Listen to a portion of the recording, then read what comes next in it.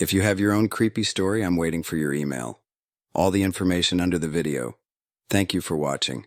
Please, press like and subscribe to my channel. Her name was Alice. And no, I'm not being rude about her. She really was a witch. Like an enchantress, a sorceress, a magicianette, spells and stuff. Dancing naked under the moon. Or at least so I like to imagine. If I'd known beforehand, I might have been more hesitant to get involved with her. I know people say stuff like my mother warned me about girls like you, but well, my mother had warned me. As had any number of fairy tales for that matter. You don't date witches. But Alice was cute. We'd talked on a dating app and quickly arranged to meet in person. Sitting there in that coffee shop, I really wasn't thinking straight. I wish I could say she'd enchanted me somehow. But if I was spellbound, it was only by her big brown eyes and the way she smiled at me as we sipped with 2 straws from a cream macchiato. Did I fall in love with her?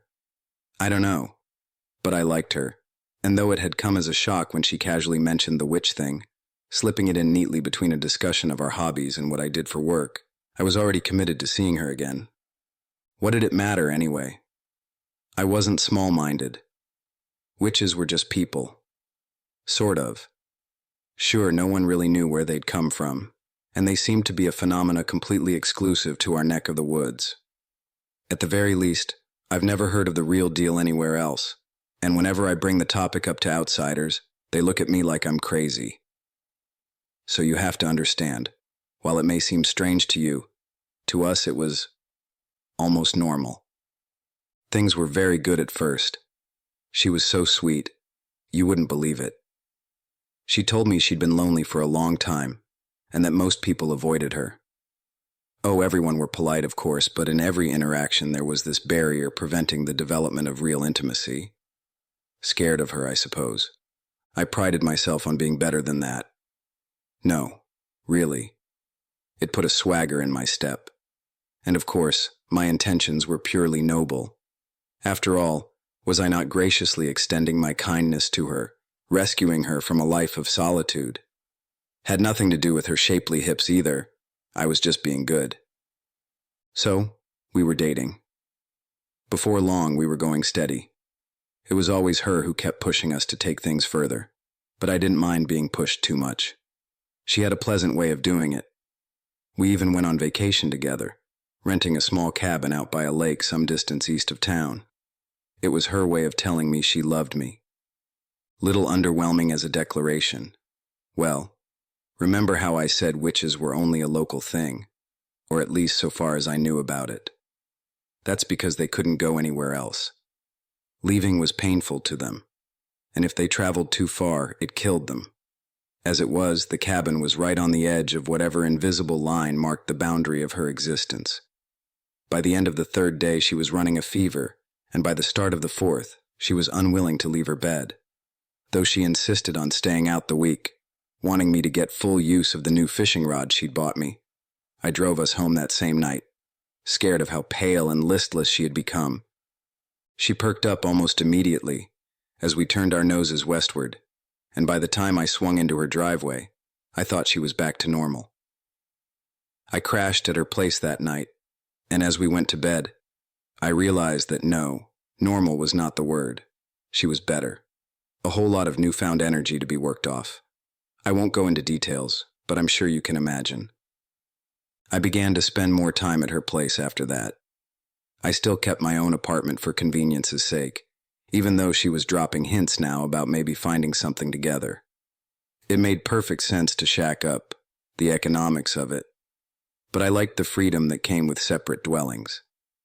Tying yourself down too tightly too soon seemed like a waste of being young, especially when it was probably going to happen later in life anyway. It was a Saturday morning, I recall, and I'd spent the night there as I usually did.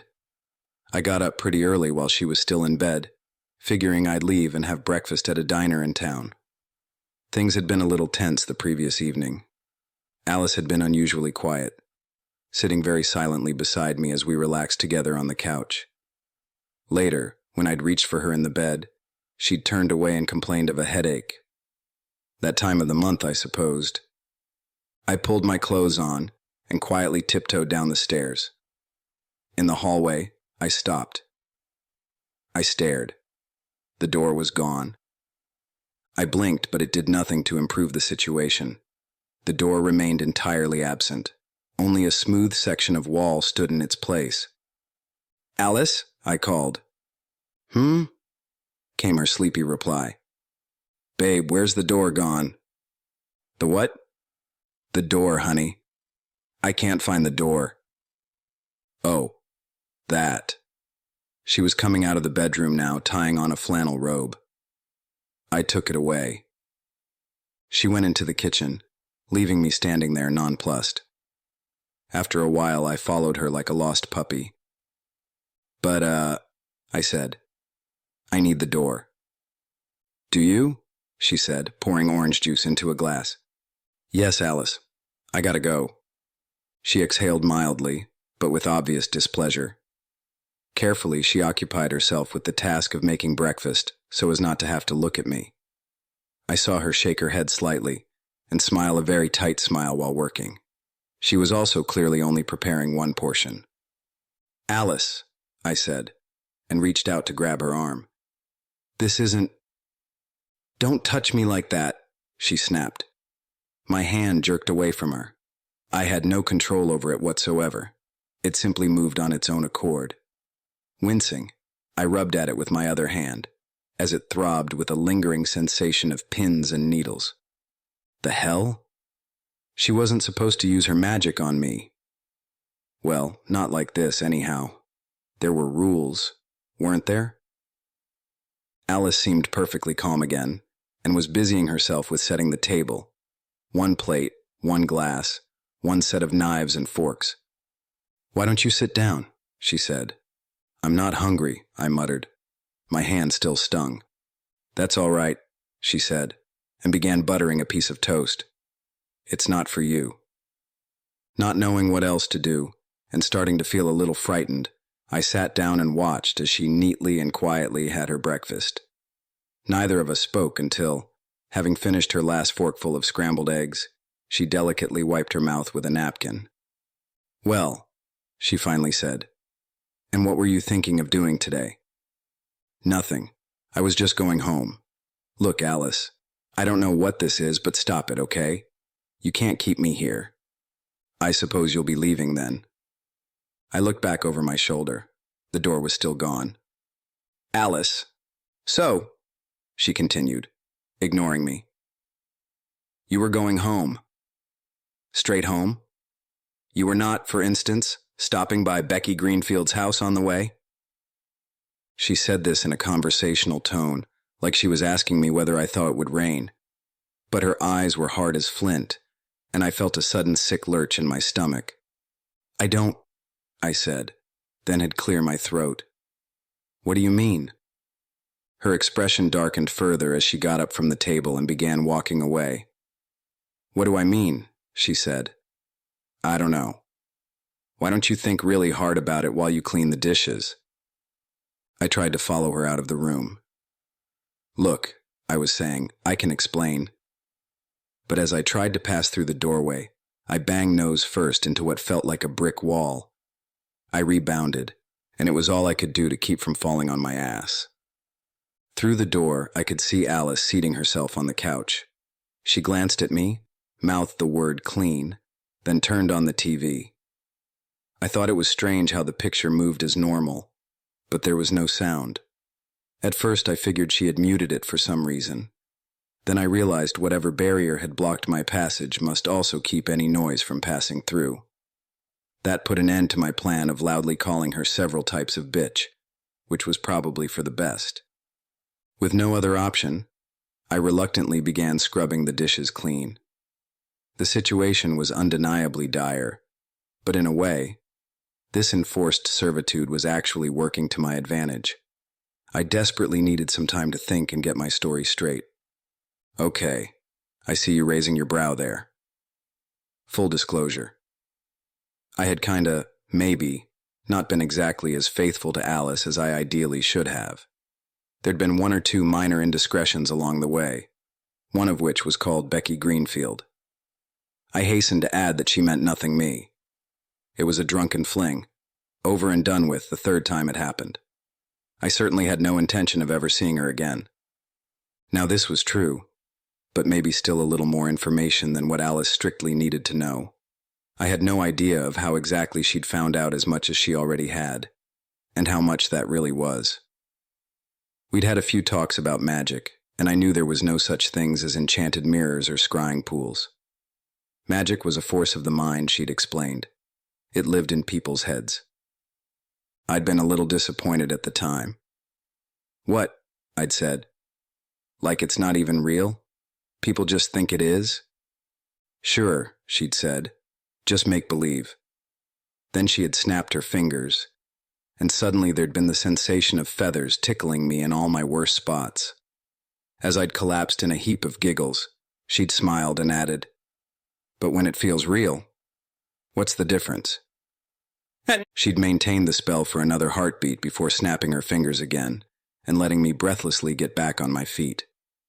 At first I was angry with her, but she had laughingly drawn me towards the bed.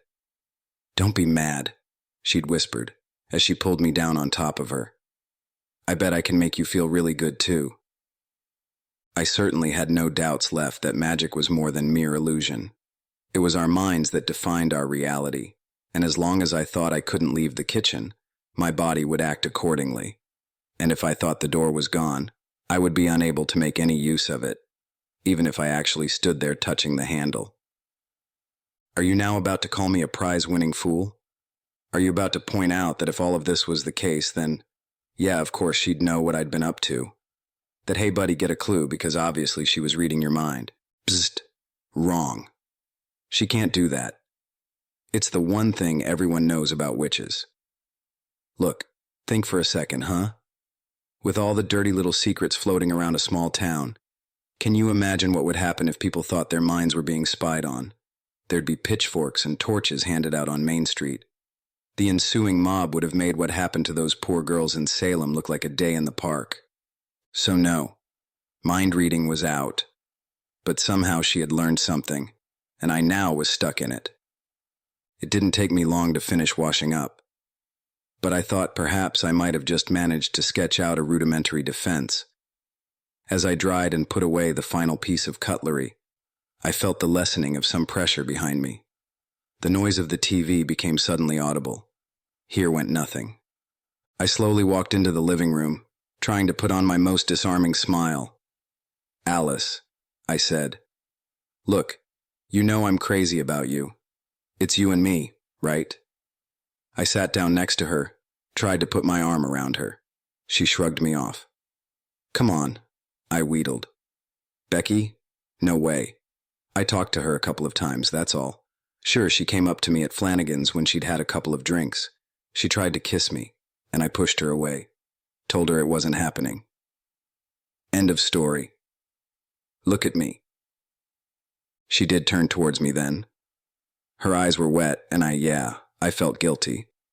But I also thought, "Jackie, my boy, now you've got her." "You swear?"